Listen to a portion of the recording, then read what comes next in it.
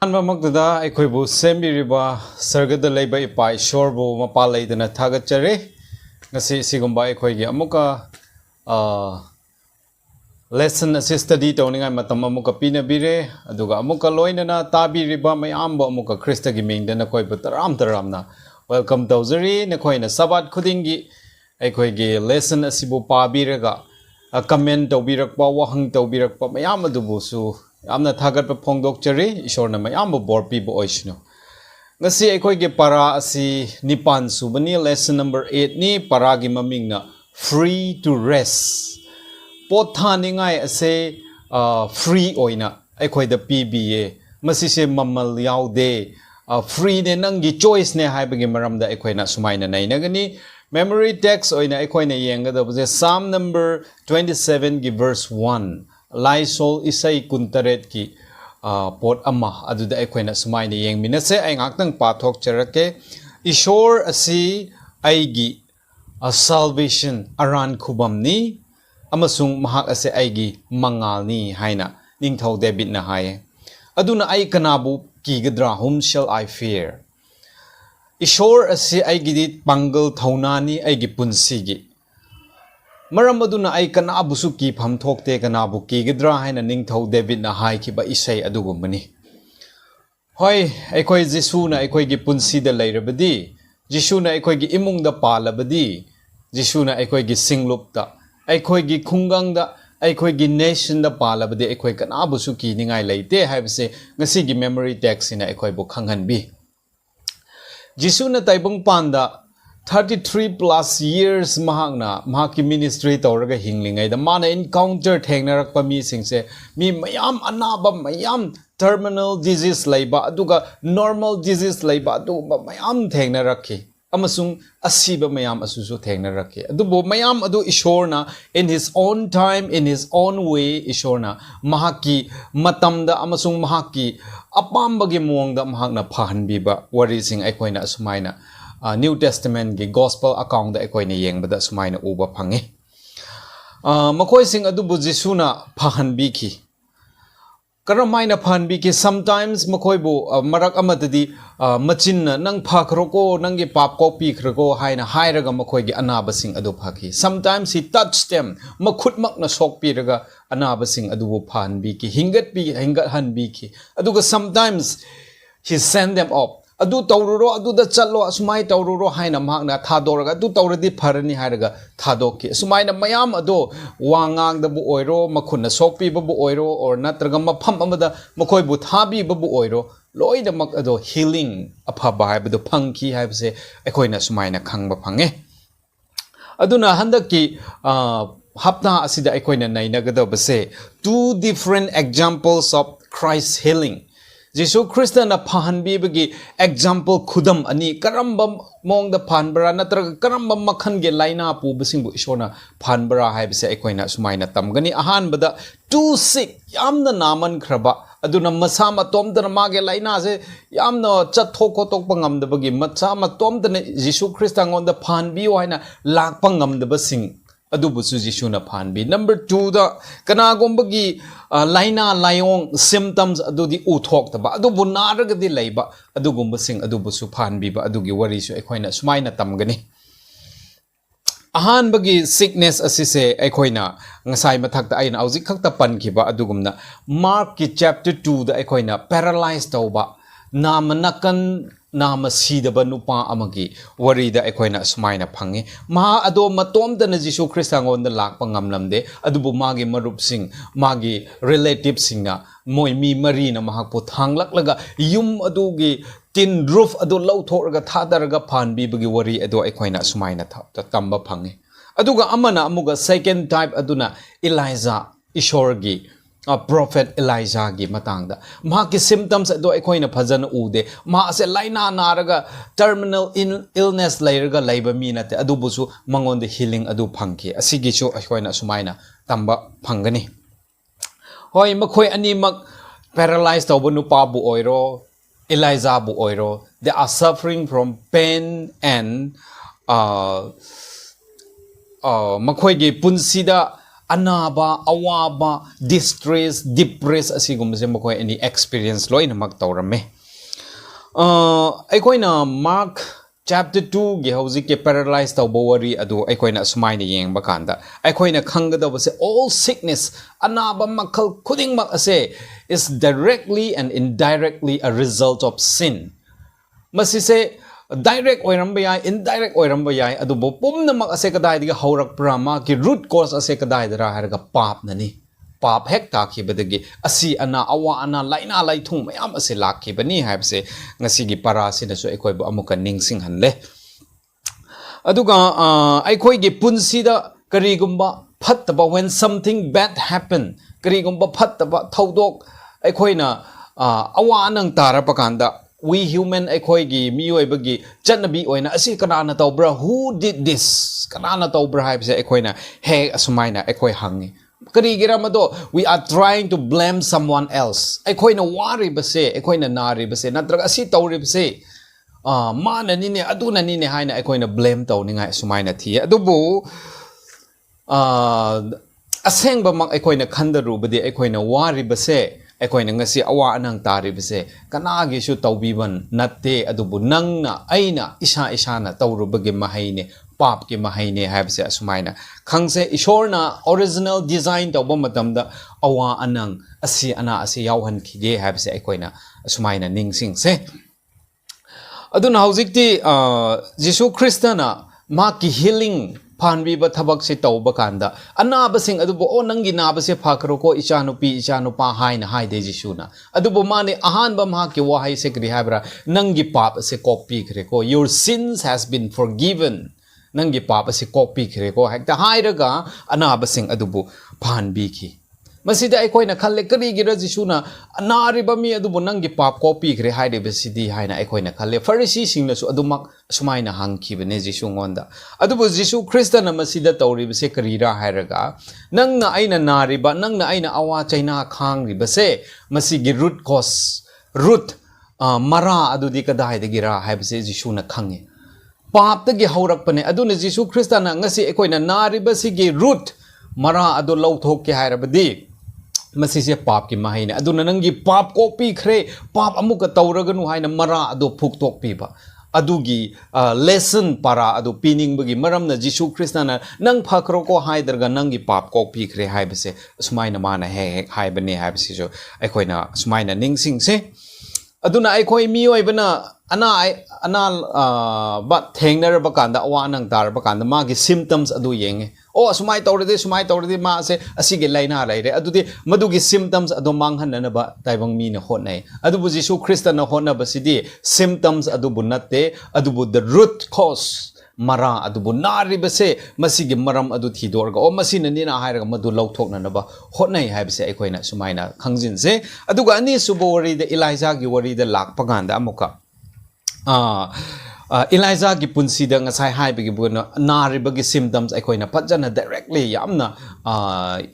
phajana aikoina sengna uba phangde adubu jisu kristana ishorna maduju healing adu makpi ki Elijah ase Queen Jezebel na mahapo hatokani hai bigi magi threaten ado kiraga mahak ase chain ki bene aduna mahak ase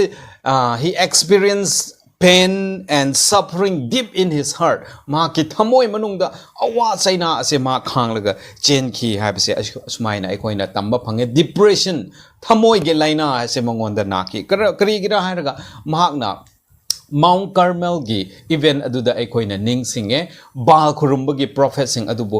mi chamri adubu hatok khibne maduda Elijah masamakna makhutmakna hat khibasu lay madu mayam ishor gi dharma chat panupa ama oina ishor gi paukholoi ama oina o aina taw khibase ai gi khutmakna mi hat khibase ko haina ningam da guilty feeling aduna magi thamoi gi laina oi halaga ma awa chaina yamna adumaina Elijah se khang ki haibse aikoina khange maram aduna mahaki awa chaina ado mahakna potthaba phangninga haina asida leire ai wakhanse pothara ro haina he fled mak chen kirami and also Jezebel get threatening adubu mahakna ishor gi mi oira kiraga mahak adumaina chen ki aikoina tawribasidi kriraga o aikoi gi punsida awaba lakpaganda we find ways to bring peace aikoi gi punsida aikoi gi in our own style da afaba potthaba adu purak ningai honai adubu ishorna Elijah gi punsida tambi base maduna oiroi ko haibase Elijah gi punsida sumaina tambi ki haibase khange adudi kramaina khangbra Elijah na chela ga hojikte waman krapakanda 1 Kings kin 19 verse 4 ahan ba ning thoron gi taramari gi taran mapan gi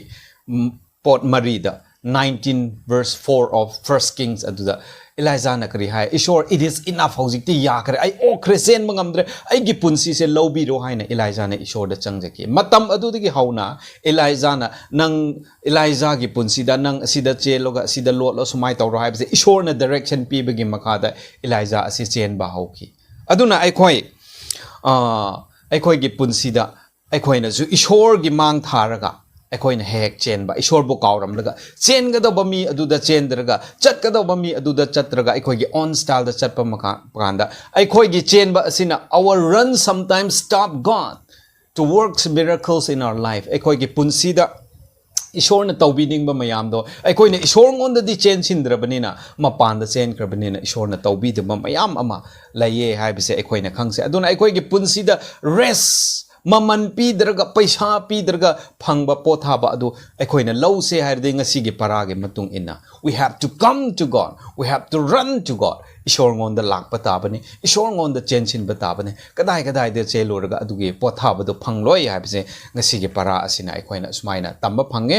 aduna ekhoina chenga da base Jisu Christa ngon de ne habse ekhoina sumaina khangjinse Hare hojikte ekoi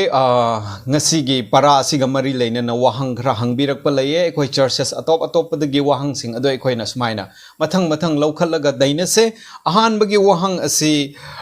ekoi gi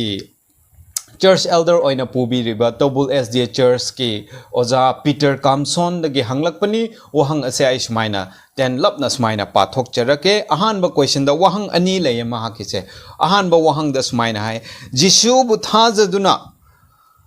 phahanbiba phangkhrabasing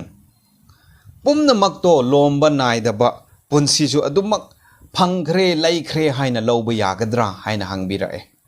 aduga ma ke ani suba wahang na sumaye Jisu na miyoi khrabu wahai na ngangbiraga phahanbi adubu aikhoina John chapter 9 verse 5 to 7 ado pa bakanda mitang banupa adubu Jisu Christan na laibakta tin sit chillaga maduna mamita taibiraga chalo nang silom haiba pukri aduda chatlaga namit cham thokuro haina mabudi thabi ki masi ani sigi marakta kari khetnaba laibra aduga masi ani gi khetnaba asida ekoina kari para tamba yabra haina hangbira yam phajaba wahangni wahang asigi paukhum ase ekoi gi evangelist kakching da lairiba kakching area da puriba evangelist akhup sarto kom mahakna khombigani aduna matam asi evangelist akhup da pijeri Yesu Krista gi matam da asiba singbu Yesu Krista na hinganlami anaba kaya Yesu Krista phanthi haibse koi shastra da uba phange adubu matam aduda Yesu Krista na hawduk hanba mi sing anaba phanki ba mi sing makoi ado lomba naidaba punsi phangkhre phanglani haibesidi leite karigumba makhoina amukka hanna ishona pamdaba lamchat aduda phattaba lamchat aduda amukka challabadi makhoi aran khubam mangki bejai aikhoina ishor gi matung inna ishor gi apamba moong da khoi hingdarabadi chattarabadi Yesu Krista bu thajai haiduna ising baptize tauba aduna aikhoi sarga ka bigi guarantee di leite aikhoi soina sarga ka khrani haibidi leite maramdi aikhoi na man na pami ba matung inna Yesu Krista gi yathang tara gi matung inna chattaraba aikhoi ngak tarabadi aikhoi gi aran kumam su amuka hanna mangki bejai adubu afaba wapau good news adudi Yesu Krista na aikhoi bu Calvary cross ta sibiduna aran kubam pibire ay koy bukan thok piram kre aduga dharma chen ba amma oihan biram kre adubu ay koy na dharma chen kre aran kubam phangkre haiduna Yesu Krishna cross chibi bido amarak chibi bidai koy buchum thok bi chibi bini adubu ay koy na amuka hanna madugi matung ina magi apamba matung ina aikoy chattarabdi aikoy gi aran kubam amuka mangkigini. 1 Corinthians 15, 1-2 yengba matamda. Our salvation is lost if we don't hold fast to what we believe and receive. Ay koy gi aran kubam ase mangkibiyay karigumba ay koy na isorong wandigi pangkiba amagi apaba wapaw aduga isorbu thaja kiba aduda ay koy chap chana lep tarabadi ay koy gi aran kubam se mangkibiyay. Hebrew gi tara humdo Hebrew gi ahum tara marida adasu haye karigumba ay koy gi aran kubam asida thausadarabadi neglect oirabadi ay koy hayeng isor gi bichar numit aduda ay koy kari su nantok payaroy hoy nantok kiroi lepki gini ay bini maram aduna ngasai isukisana hingan hanba missing anaba phanki ba missing ado one safe always safety nati amrag jisu kristna makoy bu hingan khare aduga anaba phan khare hairaga su makoy do sarga chatpadi natri makoy na karigumba achumba thabak tawdrabdi amuka hanna makoy su siba ko madada taki gini miyoy begi punsi asida hauji ase jisu kristna amrak te khoi gi damak ta tawbiram khare ai khoi bu dharma chinhan biram khare khoi bu chumthok piram khare Calvary cross ta haujik ti sanctification haiba adugi khongchat ni khoi na leiri base isai thandana sengdok chapa aduga isai thandana honna jaba nongmagi isor ngonda changjin jaba adugi matamani masigi process asida masigi khongchat asida aikoina mangrabadi aikoi hayeng glorification ado uba phangoi maram aduna hairiba singse aikoi one safe always safety nate sikhebi missing adusu aduga phankiba missing adusu ngasi pawba makoi sarga kadri aduga karigumba makoi su isor na hairiba matung inna isor gi apambi gi matung inna chatlam darabadi makoi su mokoi gi aran kuba mangki gini Thagachere evangelist akop na phajana wahang aduge paukhum adu pibi kre mathangi wahang aikoi amuka laukhat chase masigi wahang se aikoi gi group sida aikoi gi discussion sida yam toi na participate tawbiriba aikoi gi oza gai fun thaimai YNMSD church gini mahang na aikoi ngonda mahaki wahang ahum sumaina hanglae masi wahang se aina sumaina pathok charake ahan bada sumaina hai paralyzed to khraba nupado mioi marina mahakpu Jisu Krista gi mafamda pubirakhi makoina lakpa lambida haibadi anaba adu puraga lakpa lambida kari khudong chadaba thengna khibaja la haina sumaina hangbirae aduga amasung kari gi damak makoina madugumba haibadi anaba adu puraga yum thaktagi thadaba haibagi adugumbagi condition adugumbagi level adugumbagi extent adu power chatkhibra haina sumaina hangbirae ma ke ani subo wahangna Jisu na paralyze nupa adubu magi pap kokpi kre haina haiki adubu ma nangi anaba se phare ko haina haiki de karigi damakta nangi anaba se phare ko haidraga nangi pap kokpi kre haibra haina sumaina hangla aduga mahaki ahum subo wahangna sumaina haye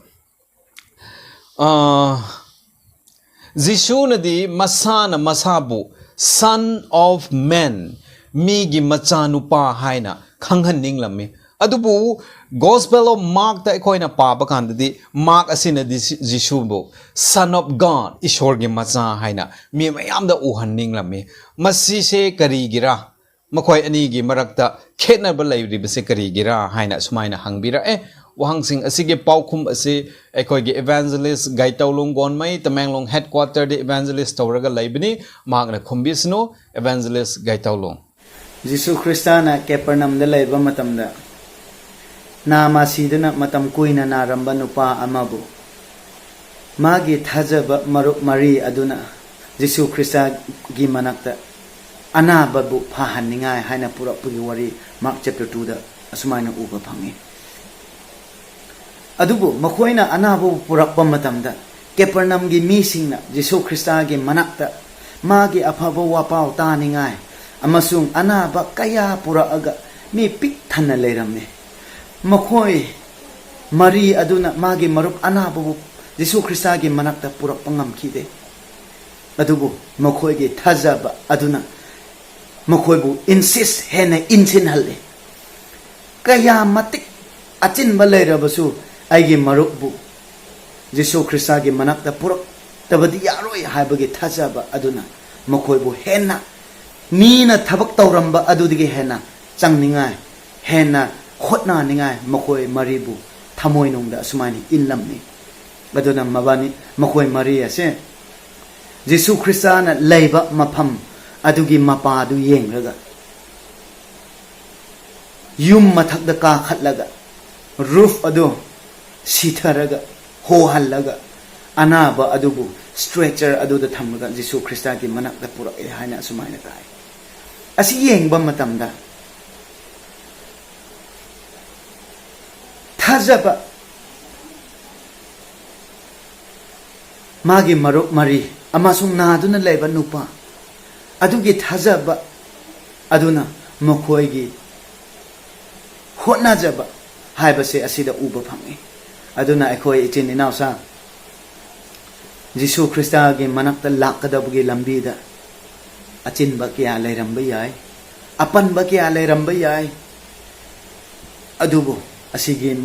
thajaba mari aduna hotnaramba adugumna ekhoisu kayamatik obstacles yam chawna leirabasu ekhoi gi thajaba aduna ekhoi bu hene inhangadabne Jesu Krista na anaba nupabu nangi anaba se phakro ko haina hek haidra nangi pap se kopi khre ko haina karigi haibra asina takpa sidi anaba pumnamak ase pap gi mahaina ra haibse thamoi nungda miyoi bagi wakhal da sumaina thola hoi universally yengba matamdade ana aye pumnamak ase pap gi mahaina adam ne if pap ta dringai mamang de ase awaba mayam ase laiti tingkhang awaba haibase lairamde adubu anaba asiba pumnama ase nangi patnani haina wayen tawbasisu amuka lali karigi Job chapter 1 verse 8 isorna Job upright man blameless man haina hai blameless haibasidi sinless haibadi nate pap gi lamdam da leiragasu ma se blameless oine hingba ngame isorga relation leiba aduna adubu magi mathakta awaba mayam taki magi marup singna phawba laaga nangi pap na oiramgani nangi pap laikre isogi mamang da pap chap no tawkre nangi pap confess to haina haiki asina haiba sidi awaba lakpa pumna makasisu pap degi nati haiba si akoina uba pangi adubu Mark chapter 2 ki paralytic man gi case de tungale madi isogi wahi indaba magi lifestyle asina magi mathakta awaba nanhan bani haina spirit of prophecy na sumaina hai awaba mayam ase magi nature isogi wahi indaba isogi guideline indaba aduna magi anaba purakuni asigi awaba phamungda haujik di hithaba matamda magi punsi du yengba matamda aigi thabak mayam na aigi mathakta nan ribani ko hana guilty feelings mayam aduna magi hakchang hena asonba purak piki adudu Jesu Krista na uraga magi hakchang gi anaba asidi symptoms ne pap gi anaba gi symptoms ne aduna haurakpadi pap adudigi Jesu Krista na mabu karigi migi machanu pa haina haibra Masi Ishor gi machanu pa ni baptize tawraga tholokpa matamda mapa Ishorna this is my son Mount of Transfiguration that this is my son disciples sing na su Jesu nangdi Ishor gi machanu pa makniko Prabhu nangdi Ishor gi macham makniko haina hai karigira adubu Jesu Krista na di aise migi machanu pa na haina hai theological in-depth amane tentak na hai Old Testament da miyoi amana paisa ton kre singba ngamdrabdi mabu minai gi damak pugari nupi ama magi mawa sikrabe ma lukrabi ode mabu yengsin ningai magi imungda nupa leitrabdi ma lukhrabi oinana leibabu sagai anakpasingna mabu yengsingani magi dahara laininga kins redeemer haibase darka oye asigi light aduda yengba matamda Jesu Kristana karigi dumakta migi machanupa haina haibra habdu hena uba phange akhoi se miyoi pap de yon thokpi khraba pap gi minai oi khraba kanana lau thokpi gini taibang pan asida akhoi bu lau thokni ngai ngamba kana sum ite papi loi na oi kre pap gi minai loi na oi kre perfect oi ba pap da changdaba pap gi minai oi daba mi ama darka oi adubu miyoi oina di poklakpa darka oi adugi maramna Jesu Krista ishor mi oina incarnate oiraga poklake Jesu Kristana aise Mary gi machanupa Joseph gi machanupa haina haide mi gi machanupa miyoi oina poklam labasu mi oina maki relate oye karigi masu ishorbu kipa ishor ai nangsu ipa ishor akhoi se ichin ina akhoi gi pap gi minai tawduna leiba akhoi ithandana lauthokpa ngamdaba adudigi akhoi ge kin redeemer na magi punsi akhoi ge awaba akhoi ge pap adudagi lauthokningai mahakna matik chaba mi oi karige akhoi ge kin redeemer oi akhoi ge iyamba oi kre akhoi ge brothers oi kre aduna mahakna ishwar gi machanupa ni haina hairabadi khara relation do labagum tawe gap do adubu migi machanu pani haibaside mi oiba akhoi ga hena nakna ba wakhal adu laihan badu pambagi adugi wakhal adu mahakna su interest laibagi aise migi machanu pani haibade akhoi gi kin redeemer ne mahakna akhoi gi mohutta sibi ba aduna kin redeemer aduna akhoi bu ishwar gi machanu pa oi bi standard status adu PB bini Jesu Krista se akhoi bu yamna interest lei ichin inau ko bu yamna interest lei akhoi gi mari laina bu yam pam bu aise mi gi machanu pani haina hek hai ki ni aga chare evangelist gai tawlong gon mai wang aduge paukhum phajana khumbi khre ishorna bor pi bo oisino aduna hauzik ti mathang gi wahang ase akhoi amuka lokhat chage masi gi wahang se sir azok panmai lamsang SDA church tagi hangbirak pani mahang na wahang ani sumaina hangbira ahan bo wahang da awa anang pukning waba matamda ishor na akhoi bu nungsibi ba asibu khangba ningsingba asina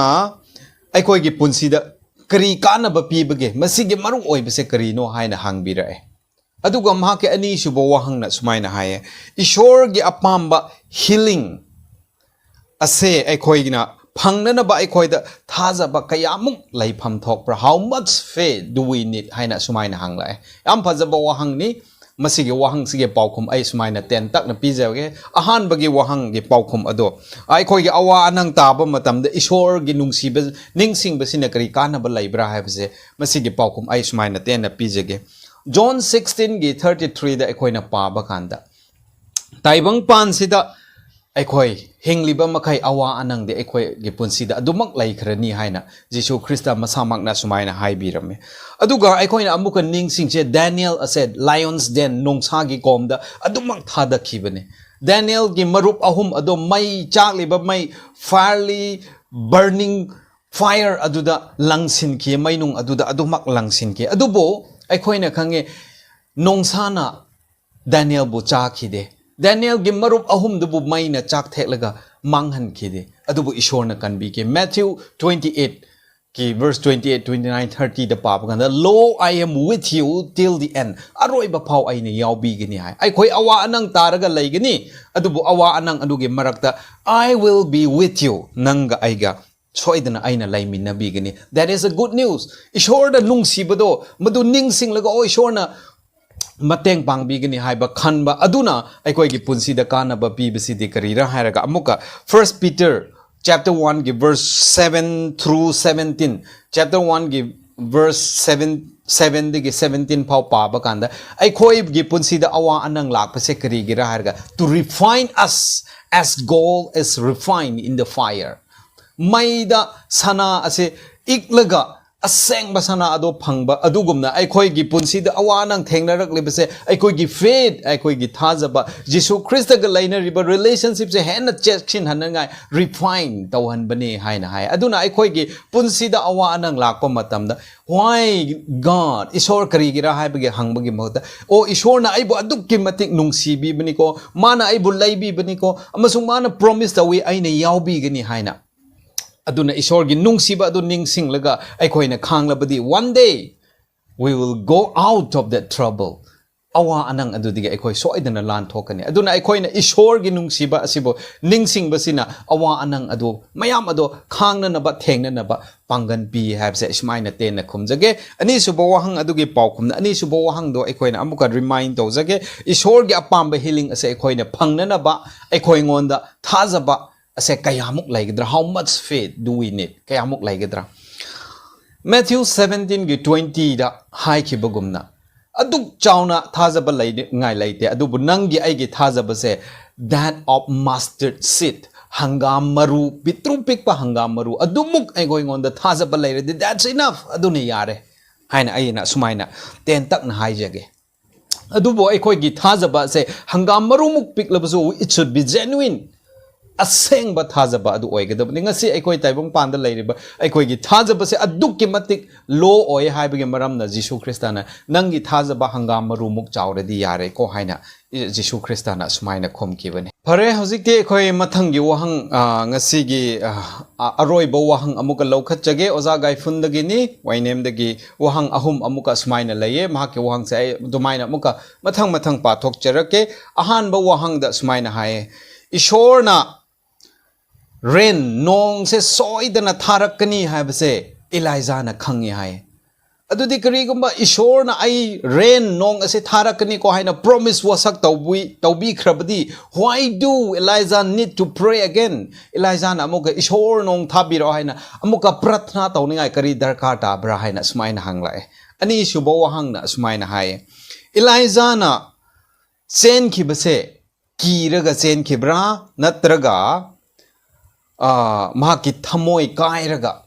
kaibage depression laibage mahak chen khibra haina asumaina hanglai ani subada ahum subo wahangda Elijah masana miracles angakpa thodok kaya mahak pangthoki aduga mamit magna ishorna oi thoklaroi daba tanja pungpham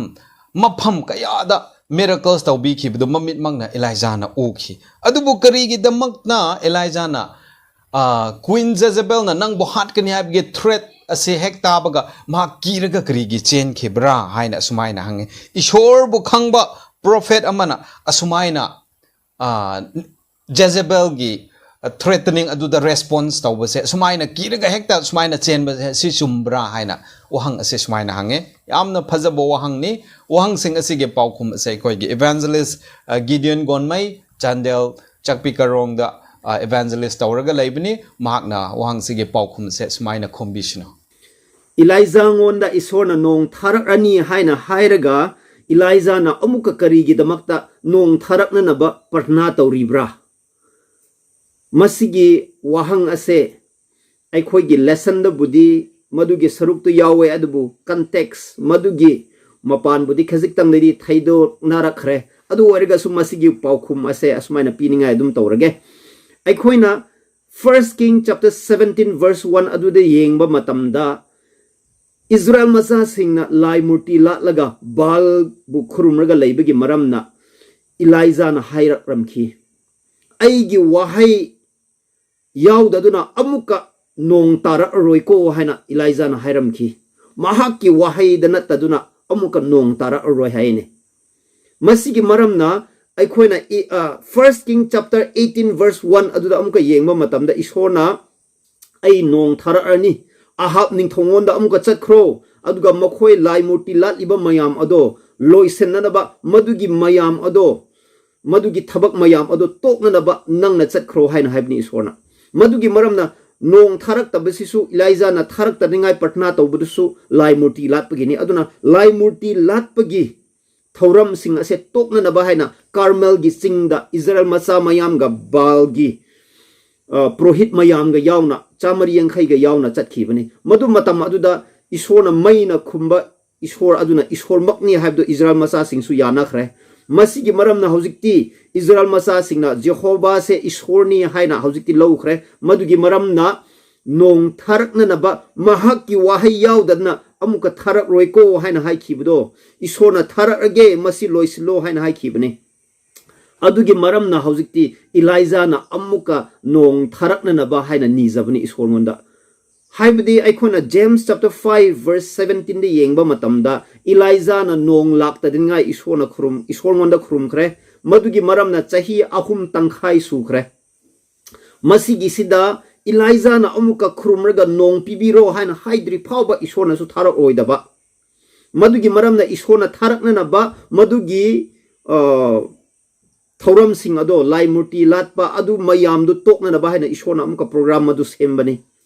madugi maram na madugi thoram mayam du loi khram matungda Elijah na amuka nizabani masigi sida thazaba natarga ishor gi manai nupa singi manai nupi singi partna sing ado haizaba sing ado ishor na ikai khumnai haibdu tae maramdi Elijah na amuka haidri phawba ishor na su tharak tan na ba haina Elijah gi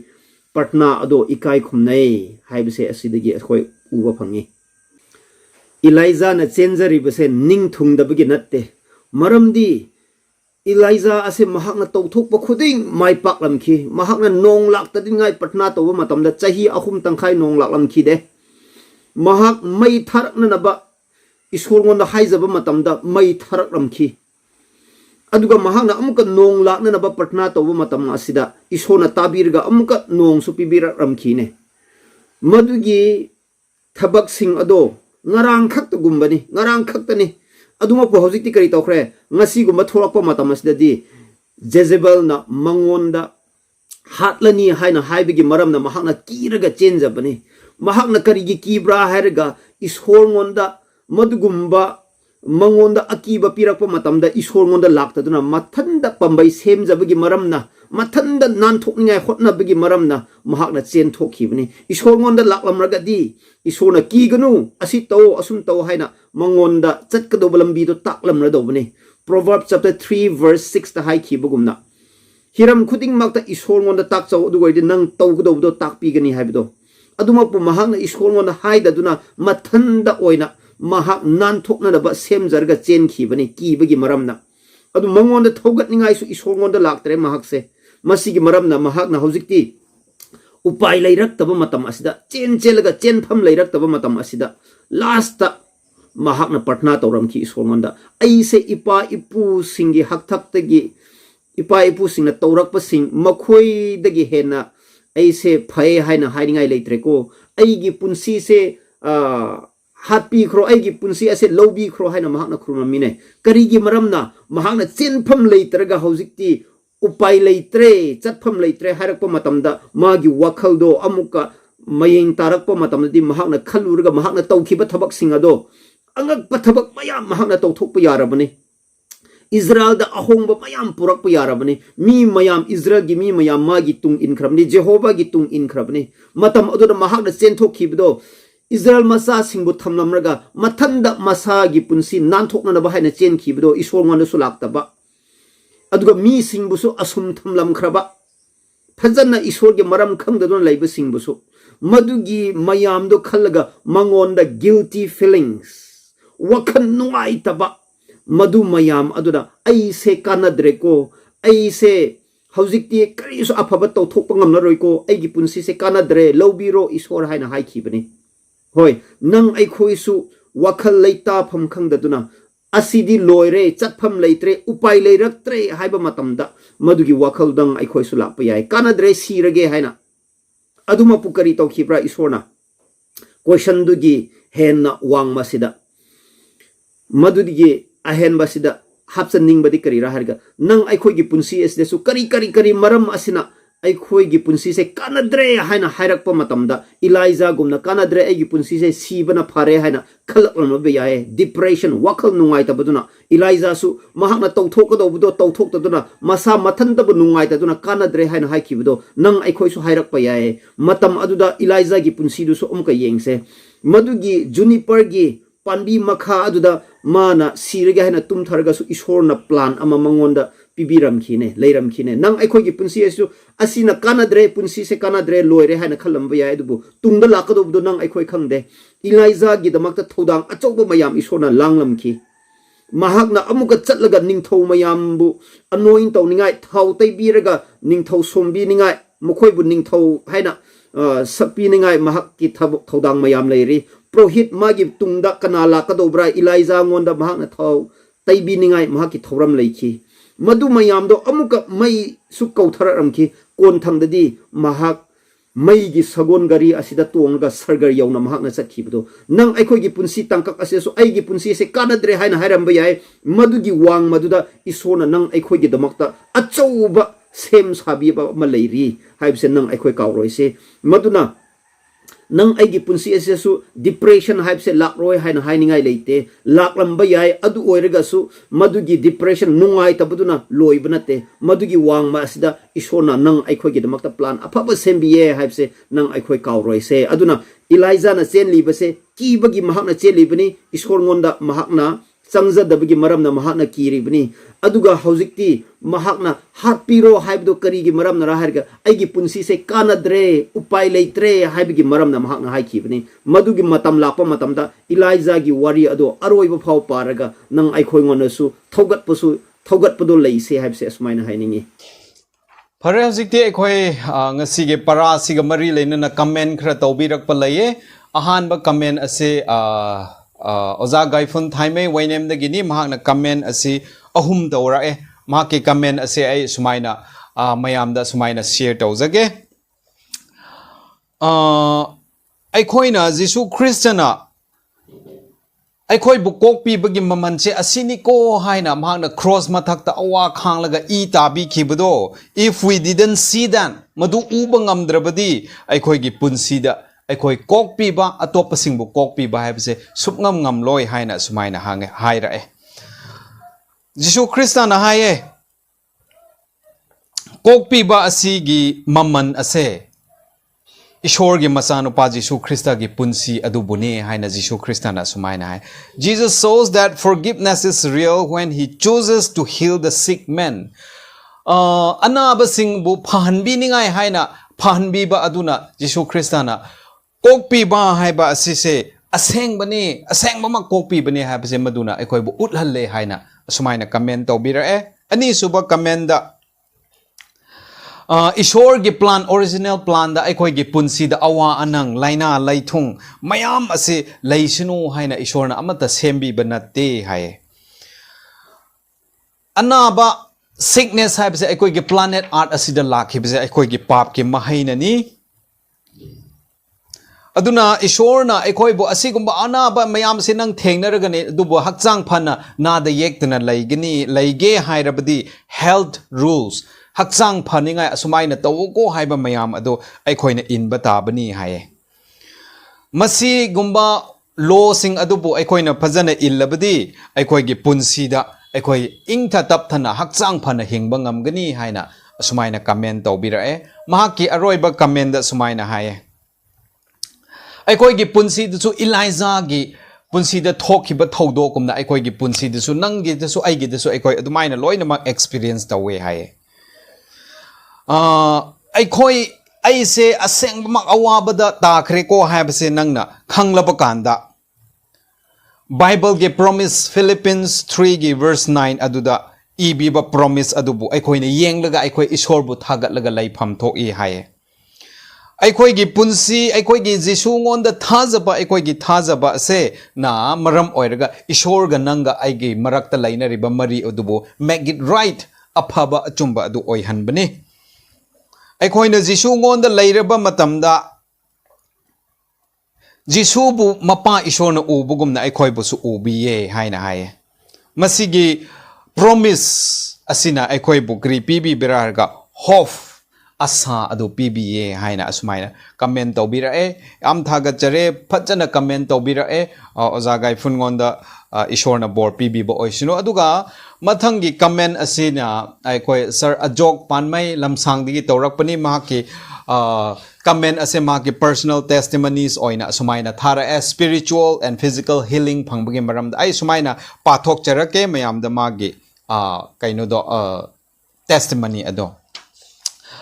marak marakta aina wana asumna khalli ishor na aigi pap kaya tawkhibadu kokpigadra ko haina karigumba kokpidrabadi aidi sarga kaba phanglaroi ko haina aina sumaina khalli ishor gi wasak aina ningsingba matamda Isaiah chapter 1 verse 18 through 19 aigi awaba makai potthaba phange haina sar azokna sumaina hairae taibang panda hingba maramna imungi problems senthumgi problems awa anagi problems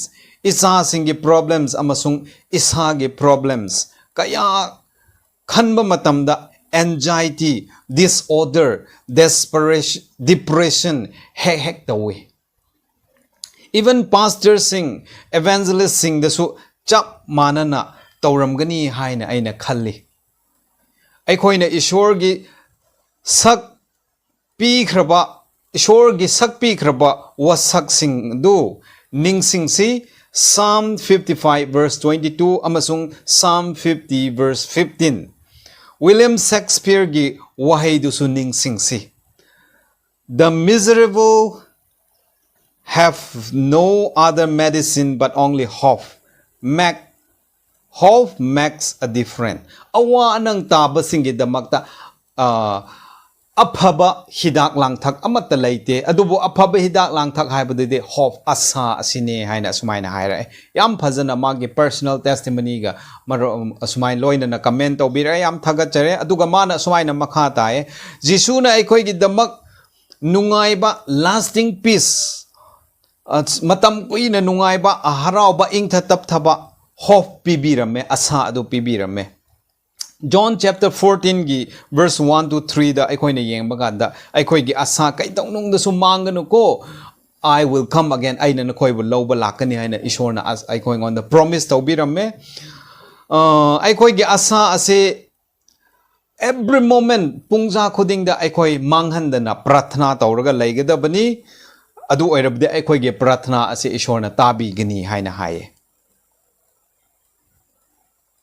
John 14 gi verse 18 gi matung ina ishorna aikoi bu sup tha dok piroi asuna never lost hope asa manganu haina sumaina haibirai ishor gi nungsiba ingthaba adudi khaurangba makhaina lemna phangani potthaba John 4 gi verse 15 gi 16 aikoina aikoi gi pap asibu repent pukning honglaga laklabadi ngasai gi ngasi gi parada hairiba free to rest potthaba asinang maman supi pidana phangani habda aikoi gi punsingonda phangba oigani ishorna mayam bor pisnu haina sumaina comment share phatjana tawbira hoi aikoi gi punsida pastor oisnu evangelist oisnu layman oisnu kana oisnu awa anang Elijah gumna loina mak thengne adubu aikoi ngonda auji ozana hai ke bagumna madu pumna maktagi lanthokna nabadi asane karamba asa jisu lai ko aigi damakta haiba asa da aikoi da laigedabani haibase sumaina takpira yamna thagachare ishona borpi bo oishino masine ngasi aikoina nainazariba handa hapta sige parase aikoi hojikti sumaina loisinjakre wahangi paukhum aikoina pikre comment share tawbirak pa mayam se aikoina pathok jakre yamna thagachare na koina aikoi ge channel asibu nung sibidana ishor ge wahai asibu regular oina pachana tabiraga support tawbi bese urga yamna nungaye ishor na mayam bo he na thoido hendok pa bor adu pina bibo oisnu aikoi ge punsida ngasi ge rest potthaba haibdo nangi physical da yamna naraga leirabasu natraga nangi thamoi da depression tawraga leirabasu kana kari oirabasu aikoi kadai dano chen gada base hairaga jisu christangonda aikoi na chensil labadi aikoi ge awa anang mayam adu ishor puba yaubigani my yoke is easy my burden is light aige potpu asidi laye aige potlum asidi yange haibado ishorna pubirabadi pumna adu laigani yangani haibani aduna aikoi potthaba phangse hairabadi ishor ngonda jisu ngonda chensin se haibse ngasigi parasigi maru oibne am thagachare tabiriba mayambu ishorna borpi bo oisnu aduna amuka mathangi hapta da khoi amuka mathangi parado amuk khoi puraga lakchagani aduna kana gumna comment share towning ba na khoi na wang hangning ba leirabadi makha da piriba telephone number asida whatsapp tawbira o call tawbira o aduga aikoigi masigumba nainaba asise mayamdasu nakoina share tawbiraga mathangda aikoi amuka punna mathangi para adu naina se haibse hairaga sumaina loisin khrage ishorna tabiriba mayambu bor pibiraga mathangi haptada aikoi amu unase.